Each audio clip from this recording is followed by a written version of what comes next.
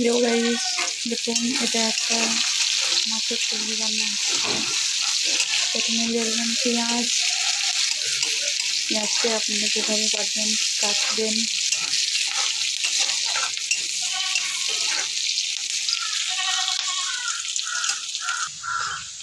এতে আপনারা হালকা করে সম্বরে দিয়ে দেবেন। দেখুন এটা লাল লাল হয়ে এসছে।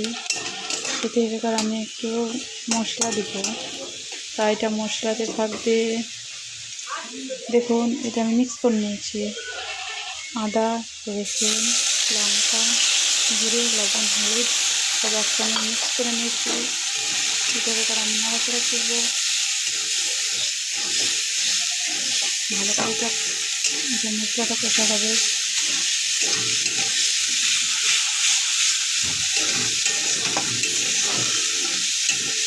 দেখুন মশলাটা অবশ্যই কষানো হয়ে গেছে। একটু বেকার আমি হালকা করে জল দেবো। জল দেওয়ার আগে আমি একটু টমেটো দিয়ে দেবো, যেন তরকারিটা ভালো টেস্ট হয়।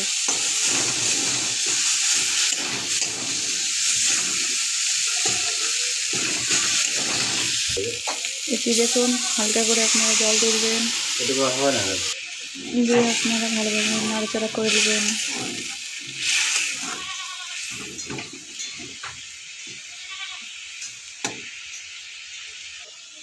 দেখুন এটা ফুটছে, এটা ফোটা হয়ে গেলে এটা ভালো করে ফোটা হয়ে যাবে, তখন এর ভিতরে আমি মাছ দিয়ে দেবো। দেখুন গাইস এটা এখন অবশ্য ফুটে এসছে। এতে আমি এবার মাছ দিয়ে দেবো। দেখেন আমি 4 পিস মতো মাছ করেছি, আপনারা এবার যতটা পারবেন ততটা দিবেন।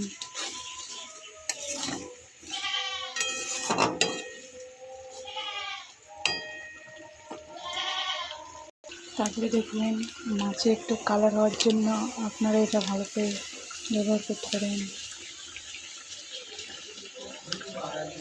তারপরে হালকা করে আপনারা নেড়ে নেবেন।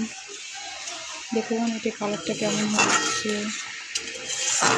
আপনারা চাইলে হালকা হালকা ঝোল দিতে পারেন, এরকম করে রান্না করে খেতে পারেন। ভিডিওটা কেমন হয়েছে সেটা কমেন্ট করে জানান, কমেন্ট করে লাইক করুন। দেখুন আমার মাছ তৈরি হয়ে গেছে রান্না করে। আপনারা এরকম হালকা করে ঝোল ঝোল মাছ কে খেতে চান বা কে খান সেটা কমেন্টে জানান।